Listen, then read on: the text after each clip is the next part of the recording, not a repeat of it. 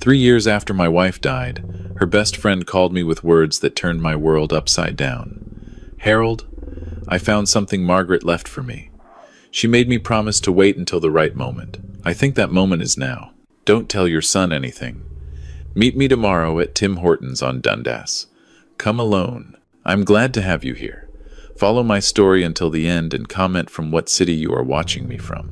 That way, I can see how far my story has traveled." I never thought that at 67 years old, after 43 years of marriage, I would discover that my own son had been slowly stealing my life from me. But there I was, sitting in my living room in Burlington, Ontario, watching Derek and his wife Vanessa go through Margaret's jewelry box as if she had never existed. "Dad, you really should let us help organize all of Mum's things," Vanessa said with that syrupy voice she always used when she wanted something. "It's been 3 years. Holding on to everything isn't healthy for you." Derek nodded beside her, already sorting through earrings and necklaces Margaret had treasured for decades. "Vanessa's right, Dad. Besides, most of this stuff is just collecting dust. Vanessa could actually wear some of these pieces. Mum would have wanted that." I sat in my recliner, the same one Margaret used to tease me about, saying I'd become one with the fabric if I wasn't careful. I watched them handling her belongings with a numbness I had grown accustomed to over the past 3 years. Margaret had died of pancreatic cancer. 6 months from diagnosis to the end. 6 months of watching the woman I loved disappear piece by piece, while Derek and Vanessa visited more frequently than they had in years. At the time, I thought they were being supportive. Now I understand they were circling. "Dad, are you even listening?" Derek's voice cut through my thoughts. "Sorry, son. What were you saying?" Derek exchanged a look with Vanessa. That look, I had seen it hundreds of times over the past 3 years, but I had always dismissed it as concern. Now it felt different, heavy with meaning I couldn't quite grasp.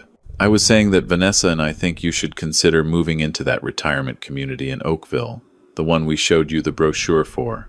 I'm not leaving this house, Derek. Your mother and I built this life together." Vanessa sat on the arm of my chair, placing her hand on my shoulder with a gentleness that made my skin crawl. "Harold, we're worried about you. You've been so forgetful lately. Last week you couldn't remember where you put your car keys. And the week before, you missed your doctor's appointment entirely. Everyone forgets things sometimes," I mumbled, but doubt crept into my voice. Had I really become that forgetful? "Of course they do," Derek said, his tone the same one he'd use with a confused child. "But at your age, Dad, these things can escalate quickly. We just want to make sure you're safe." The conversation was interrupted by my cell phone ringing. The number was unfamiliar, and I almost didn't answer, but something made me reach for it. "Mr. Harold McPherson?" A woman's voice, one I vaguely recognized. "Speaking." "Harold, it's Judith. Judith Chen. Margaret's friend from the hospital auxiliary." My heart tightened. Judith had been Margaret's closest friend for over 20 years. They had volunteered together, had lunch every Tuesday, shared secrets I was never privy to. After the funeral, Judith had disappeared from my life almost completely. "Judith, it's been a long time. I know, and I'm sorry. But Harold, I need to see you. It's about Margaret." Derek was watching me with an intensity that made me uncomfortable. I turned away slightly, lowering my voice. "What about Margaret? I can't talk on the phone. Can you meet me tomorrow? Tim Hortons on Dundas Street, the one near the Mapleview Mall. 10 in the morning. And Harold, this is important. Don't tell Derek or Vanessa about this call." Margaret was very specific about that. The air left my lungs. Why would Margaret tell you not to? "Tomorrow, Harold. Please. You need to see what she left for me." The line went dead, and I was left holding the phone with trembling hands. Margaret had left something with Judith. She had given specific instructions about keeping it from our son. Why? "Who was that, Dad?" Derek asked, his voice casual but his eyes sharp. "Just the pharmacy. Prescription refill. I can pick that up for you tomorrow. Save you the trip." "No," I said, perhaps too quickly. "I need to get out of the house anyway. Do some shopping." That night, after Derek and Vanessa finally left with a box of Margaret's less valuable jewelry pieces, I sat on the edge of our bed. Her side was still made up the way she liked it, pillow fluffed, her reading glasses still on the nightstand. For the first time since her death, I felt like Margaret was trying to tell me something. The next morning, I woke with a purpose I hadn't felt in years. I dressed in the blue sweater Margaret had given me for our 40th anniversary, the one she said brought out my eyes. Derek called early, as he had every morning for the past year. "How'd you sleep, Dad?" "Fine, son. Vanessa and I were thinking we should take you to look at that Oakville place this weekend, just to see it. No pressure." "I have plans this weekend." There was a pause. "Plans? What kind of plans?" "Grocery shopping, maybe a haircut, the usual." "Dad, you know we can handle all of that for you. You don't need to strain yourself." "Strain myself." As if walking through a Loblaws would send me to the emergency room. "I appreciate the concern, Derek, but I'm quite capable of buying my own groceries." His sigh was audible through the phone. "Fine, but call us if you need anything." I drove to the Tim Hortons with my hands gripping the steering wheel. The Burlington traffic was light, and I arrived 15 minutes early. Judith was already there, sitting in a booth at the back with a large envelope and 2 double-doubles. She had aged since I last saw her. Her black hair was now streaked with gray, and the lines around her eyes had deepened, but her gaze was as sharp as ever. "Harold, thank you for coming." She stood to embrace me, and I could feel her trembling slightly. "Judith, what is this about? What did Margaret leave with you?" She sat down and pushed one of the coffees toward me. Her hands were shaking as she touched the envelope. "Before I show you this, I need you to understand something. Margaret loved you more than anything in this world. Everything she did to protect you." "Protect me from what?" Judith opened the envelope and pulled out a thick stack of papers, photographs, and what looked like a USB drive. "From your son?" The world tilted. I must have looked like I was about to faint because Judith reached across the table and grabbed my hand. "I know this is a shock. Believe me, when Margaret first came to me with her suspicions, I didn't want to believe it either. Derek was always such a good boy." "Suspicions about what?" "Judith, you need to start making sense." She pulled out the first document and placed it in front of me. It was a photocopy of what looked like a legal form. I recognized Margaret's handwriting in the margins, notes and dates scribbled in her precise script. "Do you know what this is, Harold?" I read the heading. "Application for Power of Attorney." My name was on it, but so was Derek's. The document would have given him complete control over my finances and medical decisions. "I never signed this," I said. "No, you didn't. But Derek tried to get your signature 3 times in the last 6 months of Margaret's life. He told her it was just a precaution, that it would make things easier if something happened to you." Margaret pretended to agree but secretly documented every attempt. My mind was reeling. Why wouldn't she tell me? Because she was dying, Harold. She knew she only had months left, and she didn't want to spend that time making you choose between believing her or believing your son. She hoped she was wrong. She hoped Derek was just being overly cautious. Judith pulled out another document. But then she found these. They were bank statements, my bank statements, but there were withdrawals I didn't recognize. $5,000 here, $3,000 there, spread out over 18 months. The total was staggering. I don't understand. I never made these withdrawals. "No," Judith said quietly. "Derek did. He's had access to your accounts for years. Margaret discovered it when she was organizing finances for after she passed. She was trying to make things easier for you and found that over $50,000 had been siphoned from your retirement savings." I felt like I had been punched in the chest. $50,000? And that's not all. Judith handed me another set of papers. Credit cards. 3 of them, opened in your name, maxed out. The total debt is over $40,000. This is impossible. Derek has a good job. He sells real estate. He makes good money. Judith's expression was grim. "Did he tell you about his gambling problem, Harold?" The coffee cup stopped halfway to my mouth. "Gambling?" Margaret hired a private investigator in her last months. She wanted to know what was happening to your money. The investigator found that Derek has been going to the Casino Rama nearly every weekend for the past 4 years. He's lost hundreds of thousands of dollars. His real estate business has been struggling for years. He and Vanessa are in debt up to their necks. She pulled out photographs. Derek at a blackjack table, Vanessa at an expensive jewelry store trying on a bracelet, a receipt from that same store charged to a credit card in my name. Margaret wanted to confront him, Judith continued, but she was so sick by then. She barely had the energy to get out of bed most days, so she did the only thing she could. She documented everything, put it all together, and gave it to me with strict instructions. What instructions? Judith's eyes filled with tears. She told me to wait, to watch. She said that if Derek was just going through a rough patch, he would get help and things would go back to normal. But if he got worse, if he started trying to control you the way he had tried to control her, then I was to give you this. Control her? Judith pulled out the USB drive. There are recordings on here, Harold. Margaret recorded her conversations with Derek and Vanessa in her final months.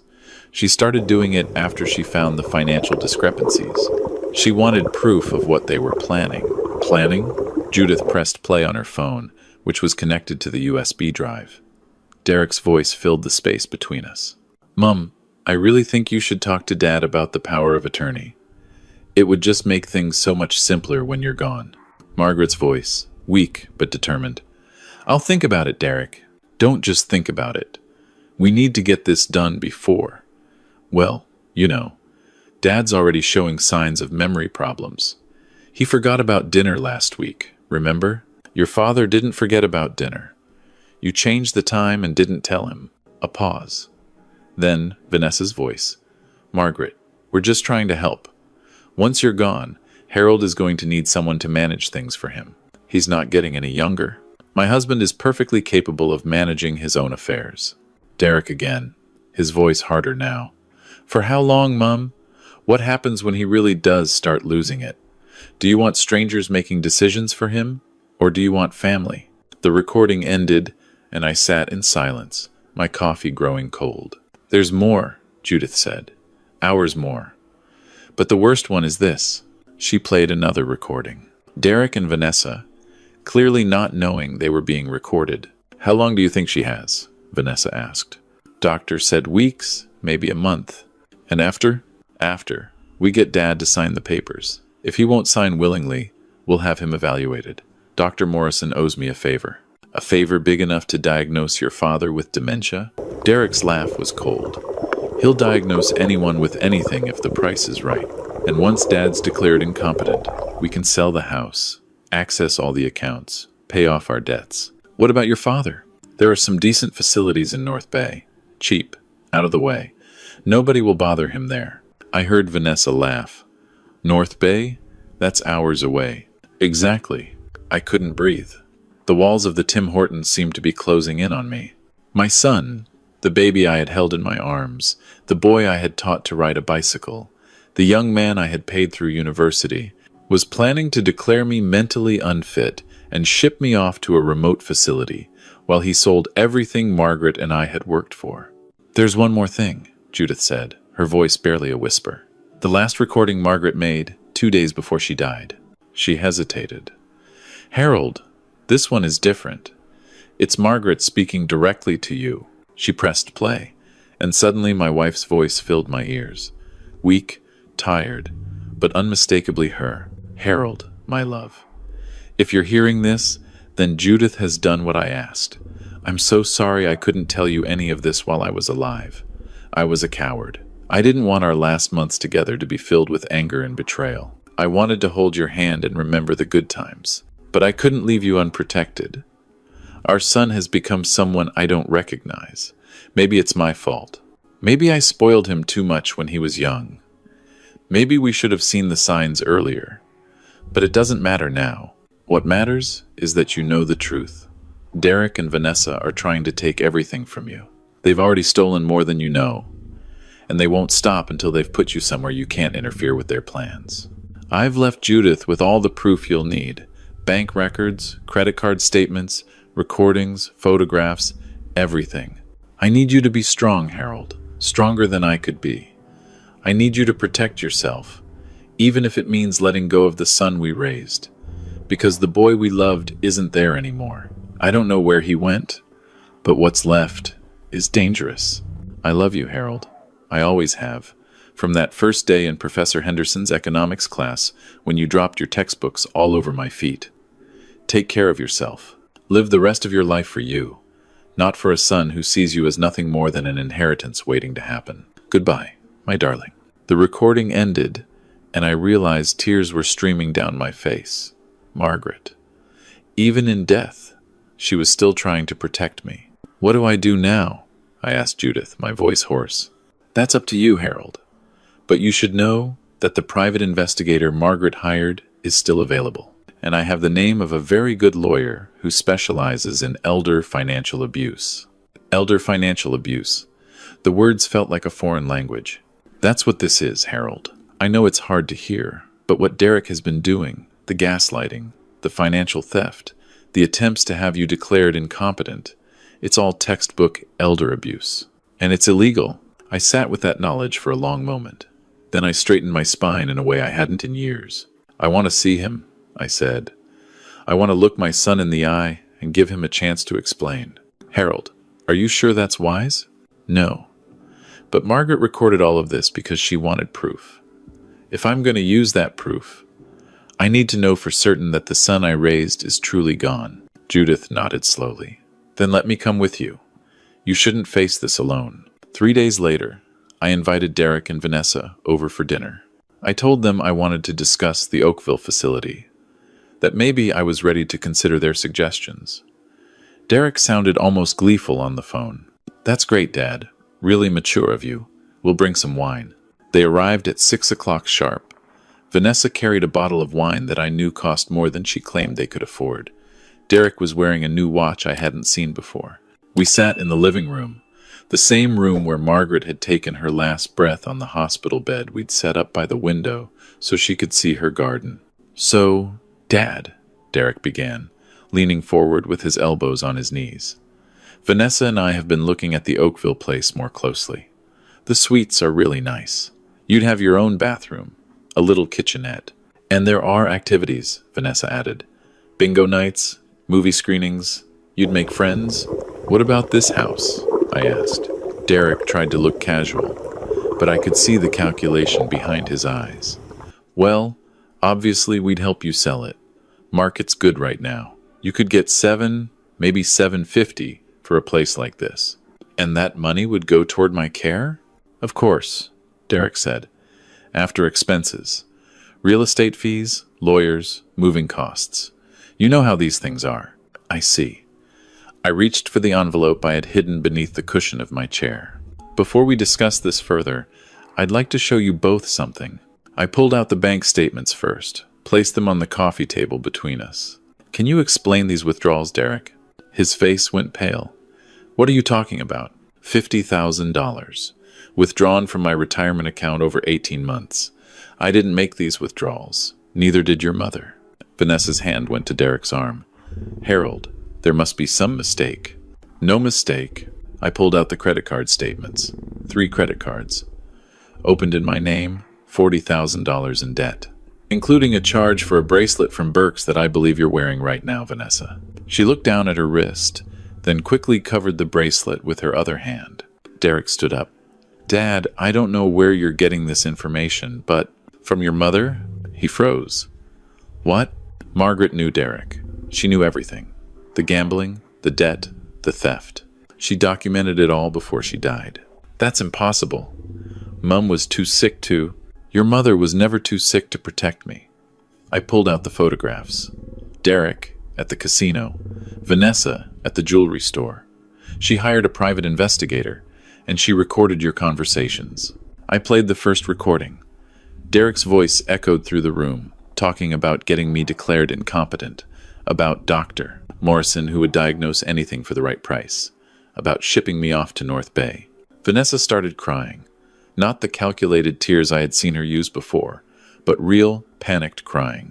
Harold, you have to understand. We were desperate. Derek's debts, the creditors calling constantly. We didn't know what else to do. So you decided to steal from your own father? To declare him mentally unfit so you could take his house? Derek found his voice. Dad, we weren't trying to hurt you. We were just trying to survive. By putting me in a facility hours away while you sold everything I own? It wouldn't have been that bad. You would have been comfortable. Comfortable. I stood up, feeling stronger than I had in years. Your mother and I worked for 50 years to build this life. We sacrificed so you could have everything you needed. And this is how you repay us? Derek's expression shifted. The mask of the concerned son was gone, replaced by something harder, uglier. You want to know the truth, Dad? Fine. You and Mum had more money than you ever used. You lived in this huge house, saving every penny while Vanessa and I struggled to keep up appearances. Do you know what it's like to watch your parents hoard wealth while you're drowning in debt? We never hoarded anything. We would have helped you if you had just asked. Asked? Derek laughed bitterly. And listened to a lecture about responsibility? About living within our means? No thank you. I was done being treated like a child. So you treated me like a bank account instead. You were going to die eventually anyway, Derek said coldly. We were just accelerating the timeline. The words hit me like a physical blow. But unlike before, I didn't crumble. I want you both to leave, I said quietly. And I want you to know that I've already contacted a lawyer. And the police, the fraud charges alone will be significant. But the recordings establish a clear pattern of elder abuse. Vanessa jumped up. Harold, please, we can work this out. We're family. Family doesn't plot to steal from their parents. Family doesn't try to gaslight their father into thinking he's losing his mind. Family doesn't refer to their father's death as accelerating the timeline. Derek stepped toward me. Dad, if you do this, it'll destroy us. The charges, the publicity, my career will be over. You should have thought of that before you decided your gambling debts were more important than your father's dignity. I'm your son. My son died somewhere along the way. I don't know when exactly, but the person standing in front of me is a stranger who sees me as nothing more than an obstacle to his inheritance. Derek's face contorted with rage. For a moment, I thought he might hit me. But then the door to the kitchen opened, and Judith stepped out, followed by a man I didn't recognize. This is Constable Morrison from the Burlington OPP, Judith said calmly. He's been listening to everything. The color drained from Derek's face. You set us up. I gave you a chance to explain, to show me some sign of the son I raised. You showed me who you really are instead. The next few months were difficult but clarifying. Derek and Vanessa were charged with fraud, identity theft, and elder financial abuse. The Crown Attorney was particularly interested in the recordings, which clearly demonstrated their intent to have me declared incompetent using falsified medical assessments. The trial was covered by local news. I hadn't wanted the publicity, but the lawyer explained that cases like mine were important. They showed other seniors that they didn't have to accept abuse from their own children, that there were laws and people who would protect them. Derek received 2 years less a day, to be served in the community with strict conditions. Vanessa got 18 months probation. They were ordered to pay restitution, though I knew I would never see most of that money. The gambling debts had consumed everything they had. I sold the house in Burlington. Judith was right. It was too full of complicated memories. Some wonderful, of course. 43 years of marriage had filled every room with echoes of Margaret's laugh, her humming while she cooked, her quiet breathing as she read beside me in bed. But there were darker memories now, too. Derek and Vanessa, sitting in our living room, plotting, the gradual campaign to make me doubt my own mind. The boxes of Margaret's belongings that Vanessa had packed up, claiming to help. I bought a smaller place in Niagara-on-the-Lake, a townhouse with a view of the lake and a small garden where I could grow tomatoes the way Margaret always wanted to, but never had space for in Burlington. I made new friends. Murray from next door is a retired professor who lost his wife to Alzheimer's 5 years ago. We play chess on Thursday evenings and complain about the Leafs together. There's a widow named Catherine who lives 3 doors down and makes the best butter tarts I've ever tasted. We've had dinner together a few times. Nothing romantic. Just 2 people who understand that loneliness is easier to bear when you have someone to share it with. Judith visits once a month. We sit on my small patio and talk about Margaret. She tells me stories I never knew about their Tuesday lunches, about the mischief they got up to volunteering at the hospital, about the secrets Margaret shared with her but not with me. She loved you more than you'll ever know, Judith told me last week. Everything she did at the end, all the documenting and recording. It wasn't because she was angry at Derek. It was because she couldn't bear the thought of leaving you unprotected. I received a letter from Derek 6 months after his sentencing. It was handwritten, which surprised me. Derek hadn't handwritten anything since elementary school. "Dad," it began, "I know you probably don't want to hear from me, but my therapist says part of my recovery is acknowledging the harm I've caused." He went on for 3 pages about his gambling addiction, about the shame spiral that made him rationalize increasingly terrible behavior, about how Vanessa's spending had combined with his gambling to create a debt that felt impossible to escape. "I'm not making excuses. I know what I did was wrong. I stole from you and Mum. I tried to manipulate you into thinking you were losing your mind. I planned to take everything from you. I told you I was just waiting for you to die." That last sentence was underlined. "I don't expect your forgiveness. I'm not sure I deserve it. But I wanted you to know that I'm trying to understand how I became someone who could do those things. And I'm trying to become someone different. If you ever want to talk, I'm here. If you don't, I understand that too." Derek. I read the letter 3 times. Then I put it in the drawer of my desk, next to Margaret's final recording. I don't know if I'll ever respond. Part of me wants to believe that the son I raised is still in there somewhere, buried under years of bad decisions and worse rationalizations. But another part of me remembers his voice on those recordings, casual and cold, discussing my future as if I were a problem to be managed, rather than a person to be loved. Margaret's voice comes back to me often. "I need you to be strong, Harold, stronger than I could be. I'm trying, my love. Every day, I'm trying." Last week, I was sitting on my patio watching the sunset over the lake when Catherine knocked on my fence. "Harold, some of us are going to the Shaw Festival on Saturday. There's a production of The Importance of Being Earnest. Would you like to join us?" A year ago, I would have made an excuse. I would have said I was too tired, too old, too fragile. "I'd love to," I said instead. Catherine smiled. "Wonderful. We're meeting at Murray's at 6. Don't be late. You know how he gets." I do know how he gets, and that's the miracle of this new life. I know my neighbors. I know my routines. I know what makes me happy and what doesn't. And I no longer feel guilty for choosing my own happiness over someone else's expectations. That night, I wrote a letter of my own. Not to Derek, to myself. "Dear Harold at 67, forgive yourself for loving so much that it almost cost you everything.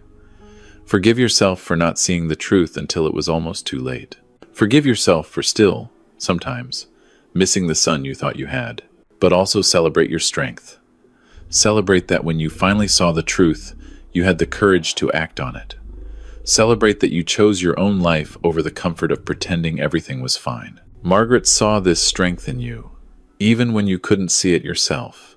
She trusted you to survive this, and you have. The years ahead are yours, not Derek's, not Vanessa's, not anyone else's. Yours alone. With love, Harold." I sealed the letter and put it in the drawer with Derek's letter and Margaret's recording. 3 documents that tell the story of the worst chapter of my life and the beginning of a new one. Tomorrow, I'm going to plant more tomatoes. The first batch is coming along nicely, but Murray says there's still room for another row. Catherine mentioned she makes excellent tomato sauce and offered to teach me her grandmother's recipe if I provide the tomatoes. It's a small thing, really. Tomatoes. But it's mine. This life is mine. And that's something no one can take from me again. Did you like my story? If you listened till the end, drop a number 1 in the comments. If you enjoyed it, you can support me by liking the video and sending a small tip. I've got lots of other life stories like this on my channel, so make sure to subscribe and check them out. I've added 2 new stories on screen that everyone loves. Thanks for being here. See you in the next one.